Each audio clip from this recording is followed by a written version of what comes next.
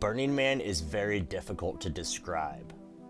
It's not just an event, it really feels like you're entering an alternate universe. Come along with me as I show you my first-hand account of my first Burning Man experience. So here's a walkthrough of my camp for Burning Man. I, of course, am staying in this converted U-Haul box truck. That's my full-time home. My campmates consisted of my friend Matt and his wife Muse. They lived in this shift pod right here. And then additionally, they set up this big bell tent as kind of a common area. Here's kind of a shot of our e-bikes, a bunch of gas that they brought for their generator to run their air conditioners. And then another campmate, their brother Jeremy, stayed in that shift pod. And so kind of looking over this bell tent, this was kind of just our common space. This is where everybody gathered. We shared meals, made coffee, and kind of got ready and prepared for the evening's activities. And so this is kind of just a shot of our camp. Worked out pretty well, didn't have any issues with it. And you can see the collection of bikes we had here ready to go explore the playa. So let's go ahead and hop on an e-bike, and I'm going to give you guys a tour of Burning Man from the perspective of my camp.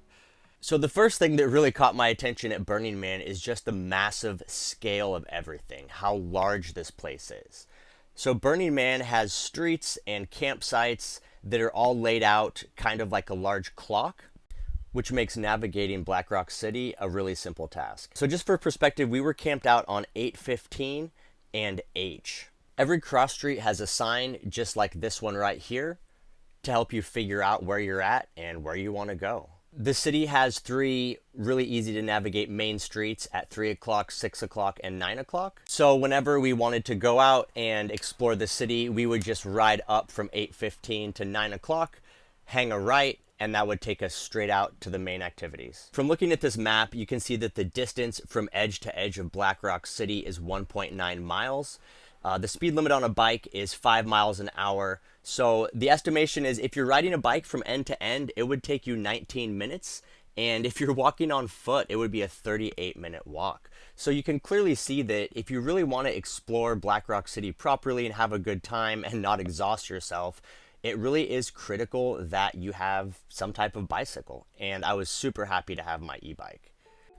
Now, as we cruise down the 9 o'clock street, remember the scale I talked about. All these vehicles, all these buildings, this is just one small little quarter-mile section of the entire Black Rock City. And keep in mind, everything you see here was brought in specifically for this event and assembled by volunteers. And as soon as the event's over, all the volunteers will disassemble everything and restore it back to an empty desert. It really blew my mind to see how much energy and effort went into the assembling of Black Rock City for just this temporary event. Burning Man is really hard to describe because it's unlike anything that I have ever experienced. For example, once you've paid for your ticket and you enter Black Rock City, there is no money exchange. You can grab an ice cold beer at one of the many pubs and beer gardens throughout the city. And when I went out at night, I went and stopped at one of the nightclubs and got a vodka lemonade, which the bartender gladly poured out of a large half-gallon of Kirkland's signature vodka. And there was nothing exchanged but a smile and some gratitude. And if you're hungry, you could stop by Waffles and House, where they serve delicious hand-cooked waffles with butter while their DJ plays house music. There's only one place in Black Rock City where you can actually purchase something, and that is Arctica, their ice facility. So they do sell ice for all the folks that are camping and relying on coolers to keep their food fresh. But that's the only place you can spend money. Black Rock City has porta potties conveniently located all throughout the city, and they do a great job of cleaning them regularly. And the porta potties are easy to find even at night when you're deep down in the playa because they're marked with bright blue lights that call you in. Because Black Rock City is erected on public land, there are federal officers that patrol it pretty heavily, especially at night. The whole time I was there, I saw a couple occasions where there were police that had people pulled over, but I never felt like they were really there to interfere with my experience. Another service you can find scattered across Black Rock City are bike repair shops. During the day, they're staffed with helpful bike repair experts, but in the evening, it's all just set up for DIY, and I was grateful because I had the brake caliper on my rear wheel come loose one night, and it started rattling pretty bad, and so me and Jeremy were riding together, and we found this bike repair shop, which had the Allen wrench I needed to tighten my brake caliper back up and keep the party moving. Burning Man is really hard to describe because it's unlike anything that I have ever experienced. But if we're going to try to put it into a box, I would say it's a temporary off-grid city that centers around art and music. You will find art in the form of sculptures like this large metal heart. And one thing I wanted to comment on is everything is super bright at night. The LED light structures around the event were absolutely mesmerizing. I really enjoyed this large sea monster piece. It was super intricate. It was all made of metal, and each of the scales was individually cut out of steel and then hand welded together to create this huge serpent. And I think what makes Burning Man really unique is that all this stuff is created by artists out of their own passion and vision, rather than something that is just put together on a commercial scale, like something you would see at an amusement park. And I think the energy and the care and the love that all the artists put into their pieces is really something that made Burning Man stand out for me. And there were a lot of interactive exhibits like this chair swing, which I've seen similar versions at fairs before, but this one was funny. In true Burning Man style, it was constructed from regular chairs that were probably thrifted and found at garage sales. There was also a lot of performance art, specifically fire spinning and acrobatics. This was at Camp Mythmaker. It was probably the largest camp of fire spinners that I have really seen. They had quite a good show that they put on, and it's quite cool to watch in person.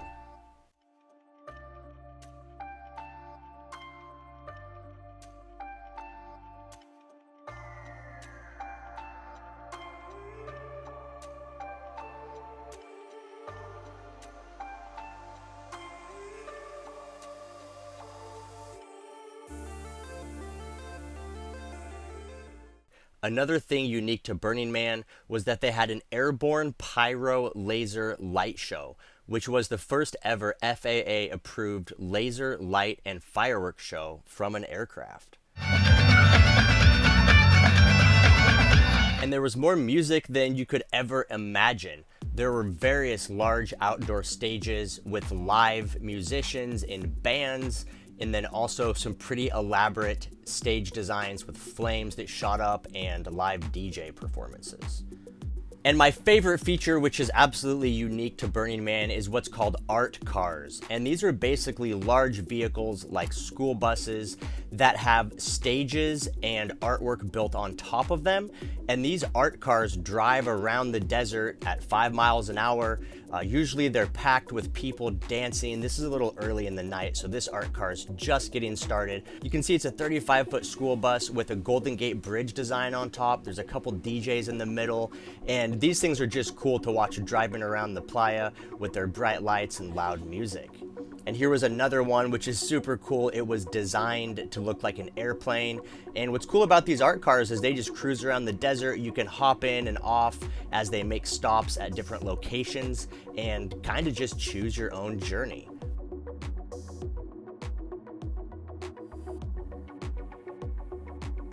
Now I'd like to invite you to join me and my camp to see a first-hand account of what it's like exploring the desert on the night that the man burns. This is Saturday at about 8 o'clock with just a little bit of sun still in the night sky. The man burns at 9. We wanted to take off about an hour early so that we could get a good spot to see the action. At this point, our camp consists of me, Matt, his wife Muse, their brother Jeremy, and Muse's mom Sarah joined us for the last few days of the burn. We hopped on our bikes, took a left out of camp down H Street, and then took a right at the 9 o'clock Main Street. It turns out it was really easy to find our way out and back to camp because right at the intersection of H and 9 o'clock Main Street, there was this huge illuminated mushroom which always provided a great landmark, even in the pitch black. As soon as we took a right at the Mushroom, we're on 9 o'clock Main Street, and the man is directly ahead of us, and you could see all the lights and crowd off in the distance. Some nights were super calm and clear. Tonight there was a little bit of wind, and with that wind came a little bit of dust. And unbeknownst to me, it was going to turn into quite a dust storm later in the evening. As we got closer to the man, it was really incredible to see the volume of people, because this is the one time that basically everyone at Burning Man is all gathered in one location. So we locked up our bikes and headed in on foot. Another thing that added to the magic of the burn itself is that all the different art cars and exhibits that have wheels all come together and circle around the Burning Man. So as you spin around in 360 degrees, everywhere you look, there are neon lights and lasers going off, flames being shot, and crazy wild music playing. As we walked through the crowd, because we were so early, we were able to get a really good spot. Basically, we were just a couple rows back from the perimeter of the Burning Man circle itself. Front and center in white and blue neon, you can see the Burning Man raised high above the crowd.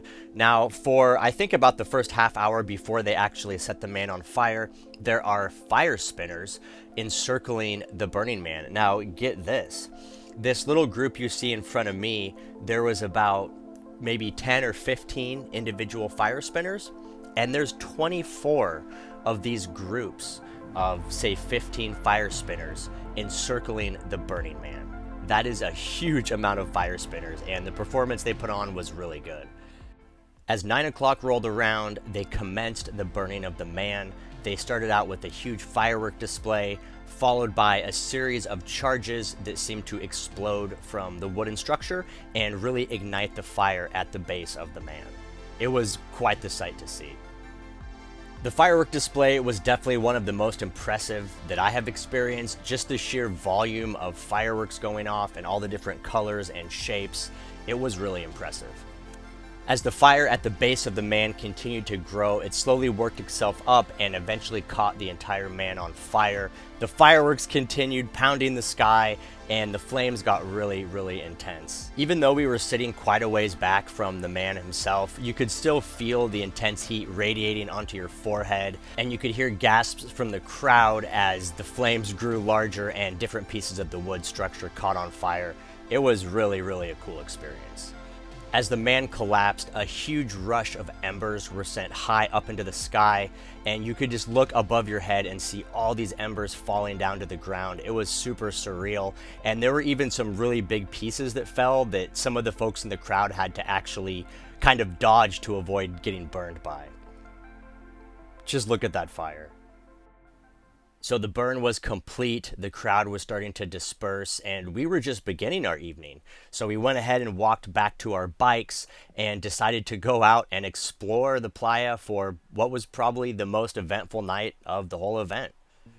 So we decided to head out from the man across Deep Playa all the way to the very boundary of Black Rock City. And I gotta say, one of my favorite things to do here was to ride my e-bike at night across the dark desert. There's just something about it as you're in the dark and you're riding with your friends towards the light.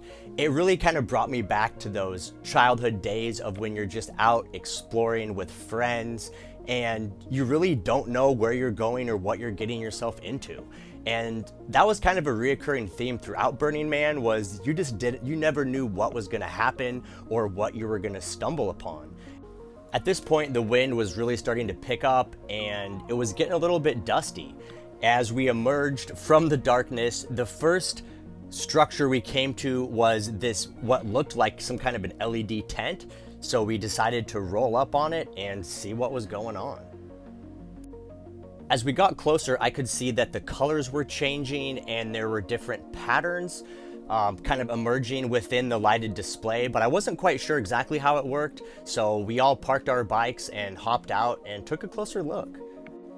It turned out this was an interactive art display. It was really, really cool. All the LED lights were hooked up to some kind of a sound processor, and then there were different tools and instruments underneath the canopy that you could use to manipulate the lights based on sound. So Jeremy had a rainmaker that he could shake and it would give kind of this dripping effect.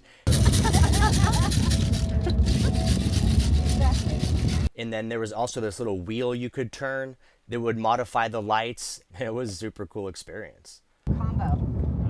So wait, what's yours? See? Yeah, yours.